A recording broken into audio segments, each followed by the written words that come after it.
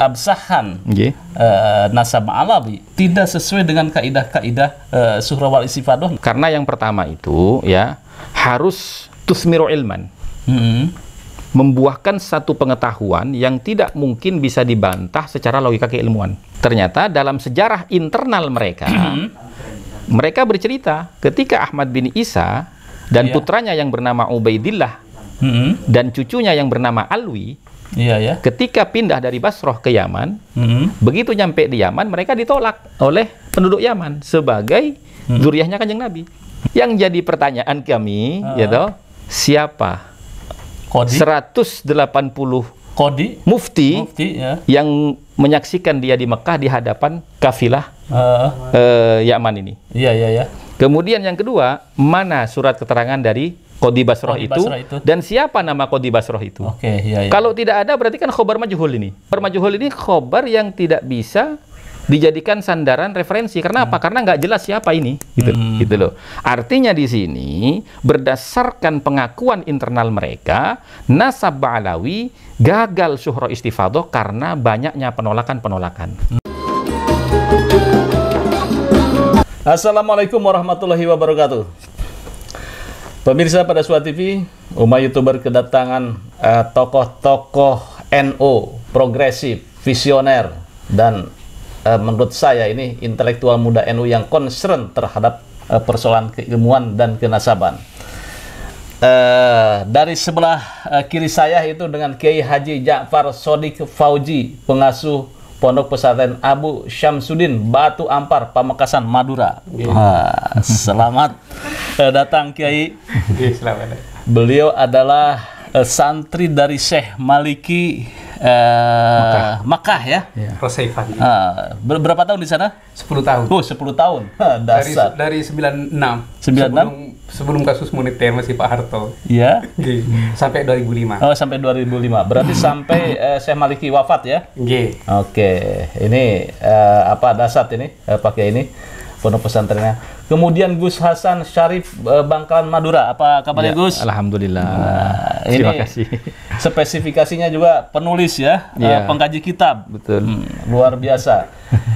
Malam ini atau kali ini kita akan membahas ketidakabsahan nasab Ba'alawi sebagai counter dari buku Keabsahan Nasab Ba'alawi. Ya, betul. Yang ditulis oleh Tim Robito. Tim Robito lah ya, Tim Robito kalau nggak salah itu kan ya. Nah, baik, saya langsung saja ke Gus Hasan. Gus Hasan, Anda punya inspirasi untuk membuat ketidakabsahan nasab Ba'alawi. Nah, inspirasi itu dari mana nih, Gus? Jadi kalau saya boleh cerita dari awal ya Pak. Ya, boleh. Mungkin suaranya agak sedikit ini keras. Jadi awal itu saya sering aktif di YouTube. Aktif di YouTube, kemudian saya diajak masuk ke TikTok. Ternyata di TikTok itu justru malah luar biasa gitu ya. Karena TikTok itu sungguh lebih simpel untuk komunikasi dua arah gitu. Nah di situ teman-teman tuh bilang, Gus, tolong dong bikin tulisan gitu kan. Apalah buku apalah supaya kita ini yang nggak bisa baca kitab, yang memang nggak ngerti dan nggak punya waktu untuk mengkaji, itu bisa membaca ringkasan-ringkasan yang simple, yang sekiranya bisa kami mengerti, baik kalangan semua kalangan lah gitu ya. Nah, akhirnya saya membuatlah buku itu 13 poin memahami polemik nasab. Alhamdulillah buku itu launching di tempatnya Gus Fuad Pleret waktu itu. Nah kemudian dalam jangka waktu kurang lebih 1 bulan itu sudah 4.000 eksemplar laku, gitu kan. Alhamdulillah gitu kan. Nah di situ ternyata teman-teman itu banyak, Gus ini alhamdulillah bukunya nyampe Kalimantan, ke Sumatera, ke Bali apa itu, sampai ke Sulawesi juga gitu kan. Dan itu banyak yang mendapatkan pencerahan tentang apa sih masalah nasab ini yang dipolemikan apa gitu kan. Nah dari situ kemudian teman-teman bilang, Gus bikin dong buku yang kedua, lanjutannya buku ini gitu kan. Gitu. Nah saya mikir apa ya lanjutannya buku ini gitu kan. Karena buku yang pertama itu 13 poin memahami polemik nasab itu saya merangkum perdebatan dan diskusi dari awal polemik sampai saat ini gitu kan. Jadi 13 poin itu intinya yang sering dibicarakan. Nah tiba-tiba keluarlah buku dari Robito Alawiyah yang berjudul Keabsahan Nasab Alawi. Oke. Dari situ kita ingin tahu apa sih isinya gitu, karena itu keluar kan setelahnya debat yang di Robito itu ya, yang ke Imad gak datang itu kan, karena waktu yang berbeda itu. Nah akhirnya teman-teman, ya udah Gus, ayo kita bedah buku aja yuk. Gitu. Bedah bukulah kita di TikTok gitu kan. Kebetulan ada Kiai Ja'far, ada Kiai Abdul Ghalib, ponakan beliau. Cuman malam ini nggak bisa hadir bersama kita. Nah, di situ kita bedah buku itu. Ternyata kok ini isinya banyak framing, penggiringan opini. Nah, akhirnya setelah kita bedah itu buku, muncullah ide. Kita harus counter ini. Itu kata Kiai Ja'far. Ini Gus, kalau nggak di counter, ini berarti pengkhianatan ilmiah bagi kita. Karena kita tahu di sini ini ada penyelewengan makna daripada kaedah-kaedah yang dia tampilkan. Kemudian juga ada penggiringan opini, seperti misalkan dia mengatakan Kiai Imad tidak faham ilmu nasab, makanya dia itu terpengaruh dengan orientalis dan ulama-ulama non-aswaja ketika dia meminta kitab zaman. Nah, di situ letaknya Pak Yusuf. Gitu. Baik. Menurut Anda mengkritisi buku Keabsahan Nasab Alawi itu dari sisi mana saja? Yang pertama itu dari penempatan hujahnya. Ketika dia itu terkesan dari awal sampai akhir, mereka itu dalam buku Keabsahan Nasab Alawi itu seakan-akan Nasab Alawi ini sudah isbat melalui kaedah syuhrah wal istifadhah. Nah, di situ kita melihat bagaimana dia mempertahankan kaedah syuhrah istifadhah itu. Nah, ternyata yang dia maksudkan dengan syuhrah istifadhah itu karena dikenal oleh masyarakat banyak. Ya, ada beberapa kitab yang mereka tampilkan gitu kan, seperti manuskrip, terus pernyataan-pernyataan dari para ulama yang non nasabah, gitu kan. Nah, padahal syarat syuhrah istifadhah itu ada 4. Apa saja itu? Satu, yang syuhrah istifadhah itu adalah al-istifadhatu fis sama. Ya. Tersebarnya kabar itu turun-temurun dari pitutur ya. Fis sama itu pitutur gitu. Jadi turun-temurun menceritakan itu semua. Gitu. Tusmiru bihi istifadatan tusmiru ilman. Nah, menyebarnya berita itu tusmiru ilman, membuahkan satu pengetahuan yang tidak mungkin bisa dibantah secara ilmiah gitu. Nah, audzannan qawiyan, atau keyakinan yang kuat. Nah, sekiranya tidak mungkin kan semua orang ini akan berbohong bahwasanya nasab ini sebenarnya batal tapi dianggap sah gitu kan. Nah, kemudian yang kedua, intifa'ul mu'aradhah. Tidak adanya penolakan fil umum secara umum, wal khusus secara khusus. Awil wathaiqil bayyinat, atau di dalam keterangan-keterangan kitab yang bertentangan dengan pengakuan syuhrah istifadhahnya. Nah, itu yang kedua. Yang ketiga, qidamus syuhrati wa nisbatihi, ya, atau qidamun nisbah wa syuhrah.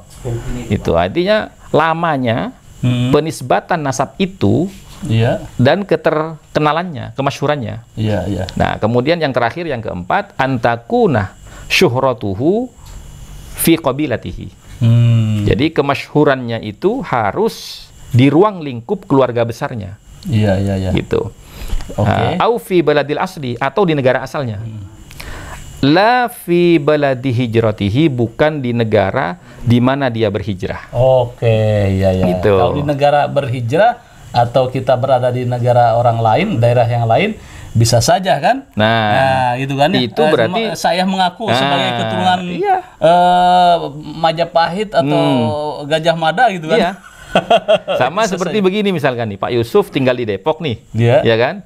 Nah, terus bilang saya ini keturunan dari Keraton Jogja. Orang sini boleh, oh iyalah Pak Yusuf, benar itu. Tapi ketika kita cross check Keraton Jogja, benar nggak Pak Yusuf ini keturunan Hamengkubuwono, kan begitu. Lah kalau keluarga Hamengkubuwono Jogja itu mengakui Pak Yusuf, ya berarti benar. Tapi kalau Jogja mengatakan, oh nggak ada, ya berarti kan nggak benar gitu. Oke, dari 4 kriteria tersebut, nah menurut Anda tentang buku keabsahan Nasab Alawi itu di mana itu? Nah, menurut Anda katanya tadi tidak sesuai dengan kaidah-kaidah surah wal istifadohnya. Nah,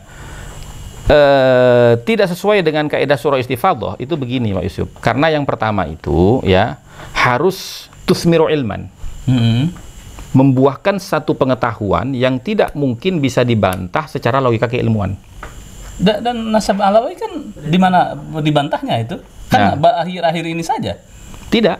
Ternyata dalam sejarah internal mereka, mereka bercerita ketika Ahmad bin Isa dan putranya yang bernama Ubaidillah dan cucunya yang bernama Alwi, ketika pindah dari Basrah ke Yaman, begitu nyampe di Yaman, mereka ditolak oleh penduduk Yaman sebagai zuriyahnya Kanjeng Nabi. Lalu Ahmad bin Isa, kata mereka dalam sejarah internalnya, memerintahkan Ubaidillah untuk mengikuti kafilah haji orang-orang Yaman ke Mekah. Dengan tujuan nanti di Mekah pasti akan ketemu dengan kafilah jamaah haji dari Irak. Di mana di situ mereka akan meminta pengakuan dari orang-orang Irak di hadapan orang-orang Yaman. Nah, berarti kan ini ada penolakan. Iya toh? Nah, berarti kan surah istifadohnya batal ini. Karena ada penolakan sudah. Dan kemudian setelah itu, ya, di zaman Salim bin Basri, nah, itu terjadi lagi. Sehingga Ubaidillah memerintahkan cucunya, putra daripada adiknya Alwi bernama Basri itu, untuk pergi ke Basrah, meminta keterangan pengakuan dari Qadi Basrah. Dan dapat? Dapat. Akhirnya kembali. Yang jadi pertanyaan kami, yaitu siapa? Qadi? 180 Qadi? mufti yang menyaksikan dia di Mekah di hadapan kafilah Yaman ini. Kemudian yang kedua, mana surat keterangan dari Qadi Basrah itu, dan siapa nama Qadi Basrah itu? Kalau tidak ada berarti kan khobar majhul ini. Majhul itu tertolak gitu ya. Khobar majhul ini khobar yang tidak bisa dijadikan sandaran referensi. Karena apa? Karena nggak jelas siapa ini, gitu loh. Kan gitu. Ya, kalau bahasa kitabnya itu kila wakil, gitu. Katanya-katanya gitu. Sumbernya gitu. Majhul. Sumbernya tidak diketahui. Gitu. Nah, kemudian di abad ke-13 itu ada Syarif Aun Ar-Rafiq yang menolak nasab mereka, bahkan melarang mereka menggunakan gelar Sayyid maupun Syarif, baik secara catatan sipil resmi maupun dalam pergaulan, dan melarang semua masyarakat untuk memanggil mereka dengan gelar Sayyid dan Syarif. Kalau melanggar akan dihukum berat dan dipenjarakan seumur hidup. Itu abad ke-13? Abad ke-13 di Mekah. Oh, di Mekah. Dan itu tertulis di dalam kitab mereka sendiri. Namanya Al-Istizadah fi Akhbaris Sadah, karya daripada Habib Ali bin Muhsin As-Segaf. Berarti kan sejarawan mereka sendiri. Dan dia itu mengutip dari kitab Mir'atul Haramain. Gitu loh. Artinya di sini berdasarkan pengakuan internal mereka, Nasab Alawi gagal syuhra istifadoh karena banyaknya penolakan-penolakan. Gitu. Itu ya menurut Anda dekonstruksinya ya. Konstruksi berpikirnya di situ.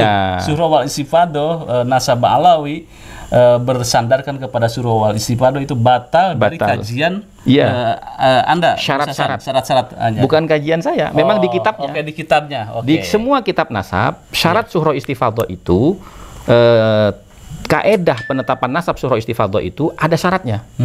Ini baru di kitab Rosail. Kalau kita lihat di kitab lain Al-Muqibun misalkan, asy-syuhratu wal istifadatu bisyadah. Syuhrah dikenal, wal istifadatu terkenal, bisyadah dengan gelar sayyid.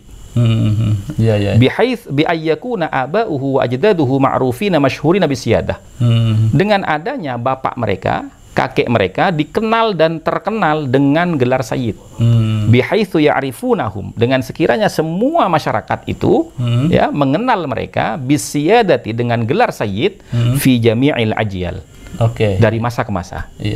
Nah, kita lihat ternyata awal pengakuan nasab Ba'alawi ini bersambung kepada Rasulullah melalui jalur Ahmad bin Isa itu kan diawali pada abad ke-9 oleh Ali As-Sakron yang ditulis dalam kitabnya Al-Burqa Al-Musiqah. Dan kita lihat kitab itu pengarangnya kan Ali bin Abu Bakar Syakran. Pakai gelar Sayyid nggak? Enggak. Enggak. Syekh Ali bin Abu Bakar bin Syekh Abdurrahman. Semuanya Syekh berarti. Iya, ini kan sudah gagal ini surah istifadhahnya. Oh iya. Surah istifadhah itu harus dikenal turun temurun dengan gelar Sayyid, bukan yang lain. Gitu. Ya menarik ini. Oke.